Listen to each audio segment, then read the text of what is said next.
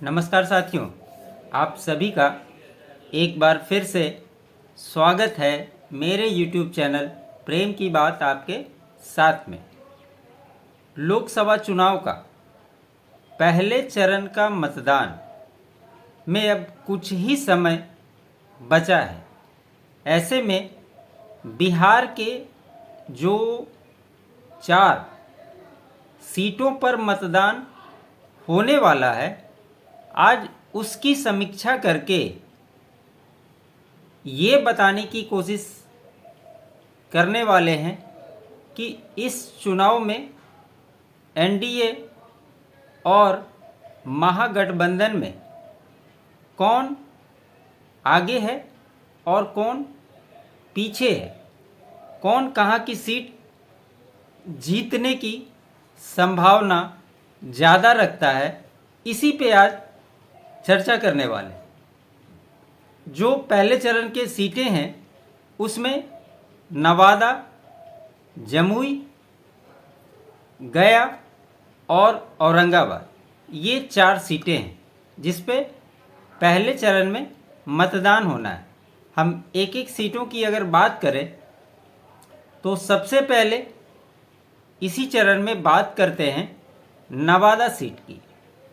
Nawada seat में Bharatiya Janata party ने विवेक ठाकुर को टिकट दिया है, वहीं आरजेडी ने श्रवण कुशवाहा को वहां टिकट दिया है। कुछ ऐसी बातें हैं जो सीटों को इस बार चुनाव में बड़ा ही इंटरेस्टिंग बना रही है। वैसे में ही नवादा में स्थिति बन गई है, क्योंकि राजबल्लभ यादव एक बड़े फैक्टर नवादा चुनाव में हो गए। उनके घर से किसी को टिकट आरजेडी ने नहीं दिया।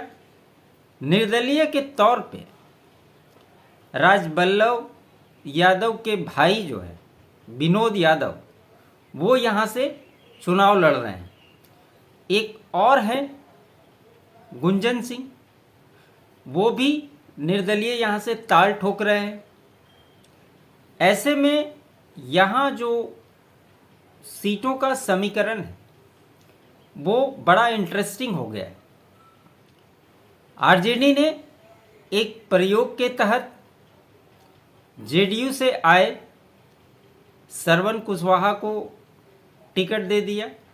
अगर यहाँ पे जातीय समीकरण को अगर आप समझेंगे तो यहाँ पे यादव जो है करीब करीब 30% है और उतनी ही आबादी भूमियारों की है। बाकी जो पिछड़ा, दलित, मुस्लिम की अगर बात करें तो 10% 5% इनकी भी आबादी यहाँ पे है।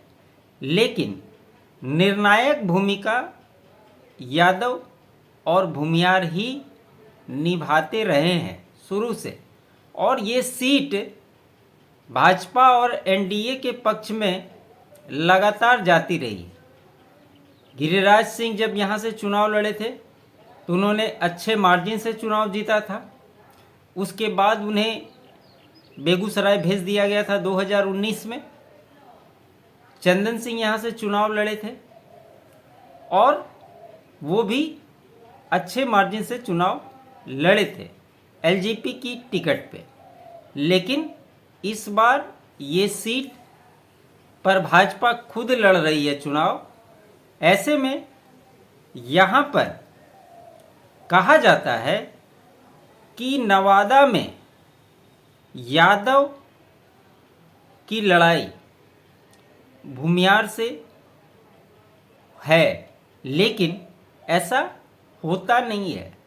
वहाँ की अगर आप लोकल लेवल पे बात करेंगे तो लोग यही कहेंगे कि यहाँ पे यादव और भूमिहार की लड़ाई है ही नहीं।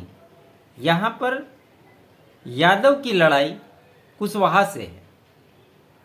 ऐसे में जहाँ श्रवण कुशवाहा को टिकट दिया गया है और बागी होकर जो राजबल्लभ यादव के भाई चुनाव लड़ रहे हैं, तो आप ये मान कर चले कि यादव वोट जो है वो पूरा का पूरा इनके पक्ष में जाता हुआ दिखाई दे रहा है। और कुशवाहा का वोट अगर श्रवण कुशवाहा को मिल भी जाता है तो भी विवेक ठाकुर जो है वो अच्छे मार्जिन से नवादा की सीट पर चुनाव जीतते हुए दिखाई दे रहे हैं। ऐसे में ये एनडीए के लिए एक सेफ सीट बन गई है। इसी प्रकार बिहार में आने वाले समय में आप देखिएगा, जिस प्रकार से आरजेडी में टिकट को लेकर घमासान मचा था, कैसे वहाँ के लोकल लीडरशिप में जो पहले से स्ट्रॉन्ग कैंडिडेट थे उनका टिकट काट दिया गया, या जो पार्टी वहाँ से मजबूत थी कांग्रेस, उसको टिकट दिया ही नहीं गया। वहाँ आरजेडी ने अपना खेल करके अपने प्रत्याशी को उतार दिया। इसके चलते भी बिहार में कई सीटों पर समीकरण गड़बड़ाए हैं। लेकिन आज की जो चर्चा है इन 4 सीटों पर हम कर रहे हैं। ऐसे में जो नवादा सीट है ये भाजपा के और एनडीए के लिए बहुत सेफ सीट बन गया है।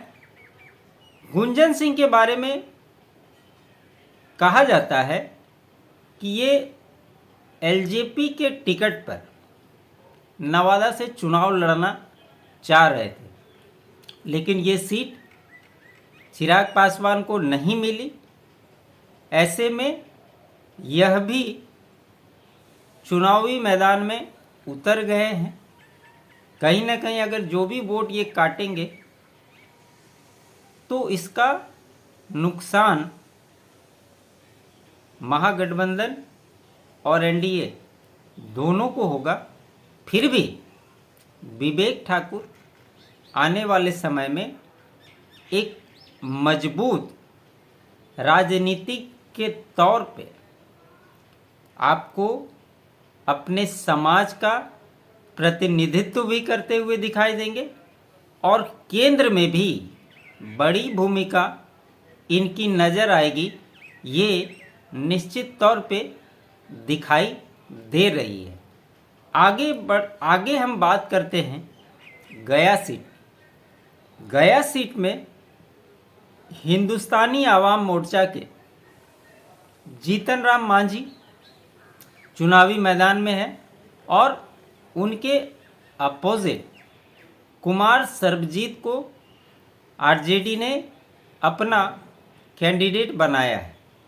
जहां एक और दोनों पिछड़ी जाति से हैं, वहां पे अगर गणित की बात करें तो मांझी का वोट करीब करीब 2.5 लाख, पासवान, धोबी, पासी, इनकी आबादी भी करीब करीब 1.5 लाख, राजपूत, भूमियार, ब्राह्मण, ये सारी जातियों का भी वोट लगभग 2.5 लाख के आसपास। अब सवाल यह उठता है कि ऐसे में जो पिछड़ा समाज है, दलित समाज है, वो किसको वोट करेगा? ये स्ट्रॉन्ग लड़ाई गया में आपको देखने को मिलेगी। अब सवाल ये उठता है कि सर्बजीत जो है वो पासवान समाज से हैं। क्या पासवान समाज उनको वोट करेगा? फिर चिराग पासवान क्या करे? आपको याद होगा कि चिराग पासवान एक मजबूत स्टार कैंपेनर के रूप में भाजपा और अपने सहयोगियों के 40 सीटों पर कैंपेनिंग करते हुए दिखाई दे रहे हैं और चिराग पासवान जीतन राम मांझी के हमेशा से सपोर्ट करते रहे हैं और उनकी रैली भी जब गया में हुई थी तो निश्चित तौर पे अपने समाज को एकजुट करने में चिराग पासवान सफल रहे हैं। उसके बाद अगर आप बात करें, प्रधानमंत्री की रैली की बात हो, नीतीश कुमार की बात हो, ये सारे फैक्टर कहीं न कहीं जहाँ पे जीतन राम मांझी कमज़ोर पड़ रहे थे उनको एक मजबूती प्रदान करती है। इसमें सबसे बड़ी बात जो है, अगर आप दोनों पक्षों को देखें तो कुछ चीज़ें जो थी अनसॉर्टेड थी। लग रहा था कि ये लोग एक साथ एनडीए घटक दल में तो आ गए हैं, लेकिन एक दूसरे को कितना सपोर्ट करेंगे ये एक संशय का विषय बना हुआ था। लेकिन जब चुनाव में एकजुटता एनडीए की ओर से दिखाई दे रही है, वो महागठबंधन में दूर दूर तक दिखाई नहीं देता है। और ये स्पष्ट संदेश दिया जा रहा है एनडीए की ओर से कि जो एकजुट होकर मिशन 40 की लड़ाई बिहार में लड़ रहे हैं उसमें किसी तरह की कोई संशय की स्थिति नहीं दिखती है। ये इंटैक्ट होकर एक दूसरे को सपोर्ट करके चुनाव मैदान में उतरे हैं और लगातार एक दूसरे को सपोर्ट करते हुए इस चुनाव को बिहार में लड़ा जा रहा है। ऐसे में उम्मीद है कि लड़ाई तो कंपटीशन है, लेकिन पलड़ा एनडीए की ओर झुकता हुआ दिखाई दे रहा है। ऐसे में गया सीट जो है वो एनडीए के पक्ष में भी जाता हुआ दिखाई दे रहा है। आगे हम बात करने वाले हैं जमुई की।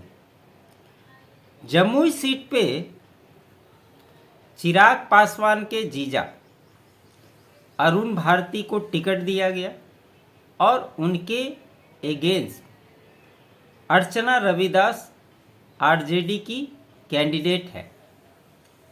अब यहीं से गेम चालू होता है। जमुई एक ऐसी सीट थी, यहाँ पे चिराग पासवान ने 2 बार चुनाव लड़ा, अच्छे मार्जिन से जीता, और जब अरुण भारती को इस बार टिकट दिया गया तो चिराग पासवान ने स्पष्ट तौर पे यह संदेश दिया कि ये सीट मेरी ही है, मैं ही यहाँ से चुनाव लड़ रहा हूँ और आप लोग अगर अरुण भारती को जिता रहे हैं तो आप समझिए कि हमें जिता रहे हैं। ये इन्होंने स्पष्ट तौर पे पहले ही संदेश दे दिया था। यहाँ अगर जातीय समीकरण की बात करें तो यादव और मुस्लिम को अगर आप जोड़ देंगे तो करीब करीब 5 लाख वोट हो जाते हैं, और अगर उसमें रविदास को जोड़ देंगे तो ये आंकड़ा कहीं अधिक हो जाता है।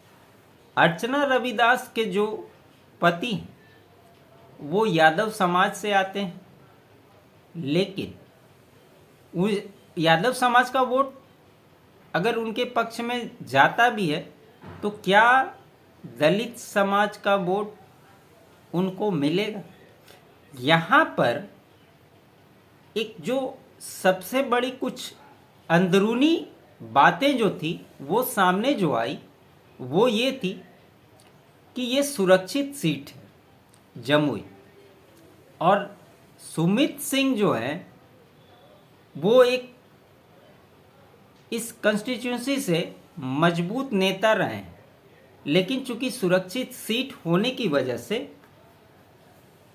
वो चुनाव नहीं लड़ सकते। ऐसे में जब भी चिराग पासवान ने जमुई से चुनाव लड़ा है, तो सुमित सिंह उनके लिए एक बहुत मजबूत प्रतिद्वंदी के तौर पे हमेशा से चिराग पासवान के लिए मुश्किलें खड़ी करते रहे। लेकिन चिराग पासवान ने अशोक चौधरी की बेटी शांभवी चौधरी को समस्तीपुर से टिकट देकर और नवादा की एक सीट छोड़कर, समझिए कि एक सीट छोड़कर 2 सीट पर अपनी जीत पक्की कर ली। और ये जो कंट्रोवर्सी चल रही थी, आपको याद होगा कि लगातार ये कहा जा रहा था कि चिराग पासवान इस बार जमुई से अगर चुनाव लड़ेंगे तो वो हार जाएंगे। तो एक तरह से समझिए कि ये पैचअप भी कर लिया गया।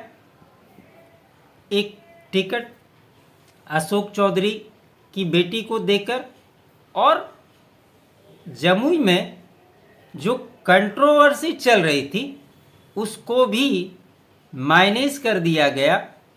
इससे भी बड़ी बात, जब अरुण भारती का नॉमिनेशन हो रहा था उसमें एनडीए की एकजुटता स्पष्ट तौर पर दिखाई दी। वहाँ पे बिहार के बड़े बड़े मंत्रियों से लेकर दोनों उप मुख्यमंत्री, जितने भी दल के नेता थे गठबंधन के, वो सारे लोग इनके नॉमिनेशन में मौजूद थे। और अशोक चौधरी के एक इंटरव्यू को अगर आप देखेंगे तो उन्होंने स्पष्ट तौर पे इस गठबंधन को पांडव का नाम दिया था कि हम लोग 5 दल हैं, हम लोग पांडव हैं।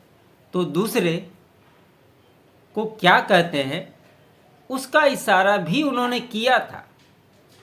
और जो एकजुटता अरुण भारती के नॉमिनेशन में एनडीए गठबंधन ने दिखाया, ये आसानी से अरुण भारती को जीत की दिशा में ले जाता है।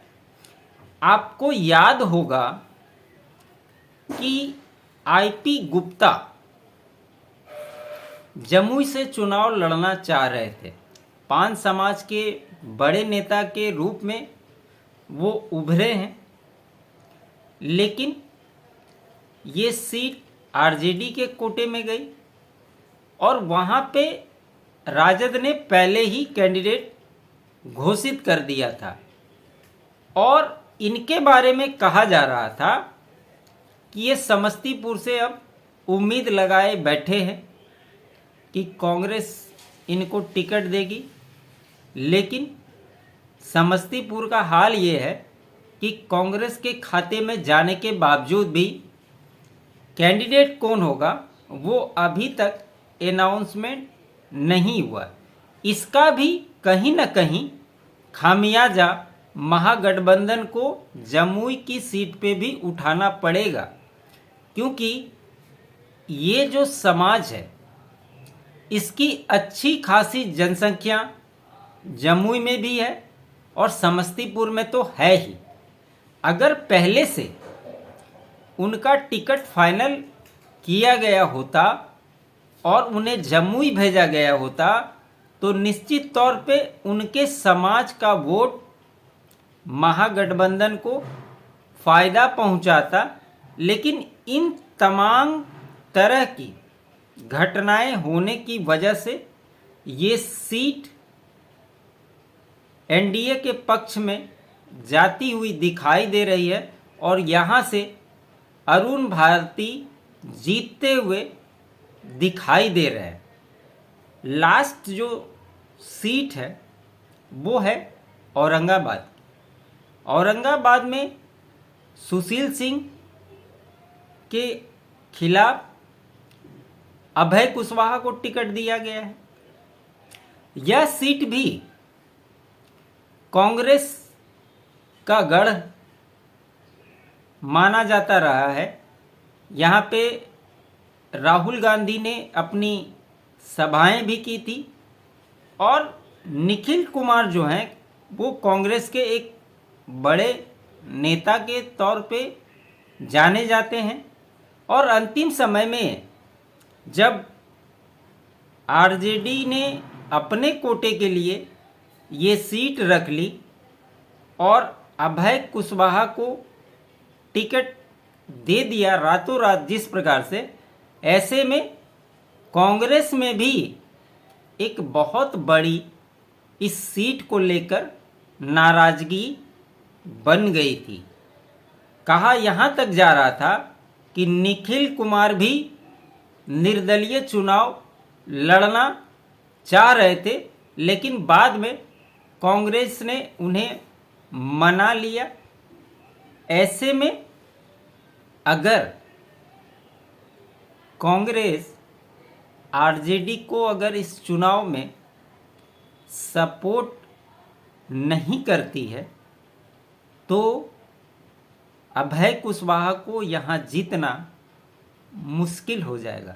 इसका कारण भी है, अगर मान लीजिए अभय कुशवाहा जीत जाते हैं तो अगले 5-10 सालों तक ये सीट कांग्रेस के हाथ से फिर निकल ही जाएगी। अब सुशील सिंह के बारे में कहा जाता है कि उनके खिलाफ तगड़ी एंटी इनकम्बेंसी है। आपने देखा होगा कि अभी हाल के दिनों में योगी आदित्यनाथ भी वहाँ पे गए थे, उनकी सभाएं हुई, वो एनडीए के फेवर में मतदान के लिए लगातार बड़े बड़े नेताओं का वहाँ पे कैंपेनिंग हो रहा था और इसी के कारण ये सीट जो है थोड़ी कमज़ोर पड़ती हुई दिखाई दे रही है, क्योंकि सुशील कुमार भी बहुत ज़्यादा अपने क्षेत्र में जनता के बीच कनेक्टेड नेता के रूप में नहीं उभरे थे, प्लस इनकी दावेदारी भी बहुत कमज़ोर थी। कैसे कैसे ये फिर बाद में आए, इनको टिकट भी दे दिया गया। और अगर अभी की परिप्रेक्ष्य में अगर आप देखें तो ये महागठबंधन की ओर 60% और एनडीए के पक्ष में 40% चांसेस इस सीट पर अभी बन रही है। ऐसे में अगर इन 4 सीटों के नतीजे को अगर आप देखें, जब महागठबंधन अगर पूरी मजबूती से अगर चुनाव लड़ती है तो ये 4 सीटों के नतीजे 3-1 होते हुए दिखाई दे रहे हैं। एक सीट औरंगाबाद और गया में से कोई भी हो सकती है, लेकिन अगर महागठबंधन बहुत अच्छा परफॉर्म करती है तो एनडीए 3-1 से अभी जीतती हुई दिखाई दे रही है। लेकिन इसके साथ साथ यह भी है कि मोदी लहर, राम लहर, किस प्रकार से रामनवमी में जो कार्यक्रम हुआ अयोध्या में, ये अभी जस्ट ही हुआ है और आज के बाद 24 घंटे से भी कम समय के बाद मतदान होने हैं। तो ये सारी चीज़ें भी जनता को याद रहेगी। जनता ये भी सोचेगी कि जो नीतीश कुमार के साथ तेजस्वी यादव सरकार में थे तो जो शिक्षा मंत्री थे उनके बयान रामचरितमानस को लेकर और भी कई नेताओं के जो बयान आ रहे थे, जनता उसको भी ज़रूर याद रखेगी। और अंत में यही कहूँगा कि इसका भी खामियाजा महागठबंधन को निश्चित तौर पर नुकसान पहुंचाएगा, क्योंकि जिस प्रकार का तेजस्वी यादव के सलाहकार सलाह देते हैं, निश्चित तौर पे वो आरजेडी को आगे की ओर नहीं बल्कि 2 कदम पीछे की ओर ले जा रहा है। ऐसे में अभी अगर परिप्रेक्ष्य में इन चारों सीटों को अगर आप देखेंगे तो निश्चित तौर पे 3-1 का फॉर्मूला बनता हुआ दिखाई दे रहा है। और अगर मोदी लहर, राम लहर, ये सारे फैक्टर काम कर जाते हैं, प्लस कांग्रेस अगर आरजेडी को यहाँ पे सपोर्ट नहीं करती है तो नतीजे 4-0 भी हो सकते हैं। बाकी वोटिंग होने के बाद वोट परसेंटेज भी इन आंकड़ों को कंफर्म करते हुए आपको दिखाई देंगे। कोई भी स्थिति चेंज होती है उस पे हम आगे भी चर्चा ज़रूर करेंगे। इसके साथ ही इस चर्चा को यहाँ पे समाप्त करते हैं। आपको कंटेंट अच्छा लगे तो लाइक ज़रूर करें, शेयर करें और चैनल को सब्सक्राइब नहीं किया है तो चैनल ज़रूर से ज़रूर सब्सक्राइब कर लें। आप तमाम साथियों का बहुत बहुत धन्यवाद।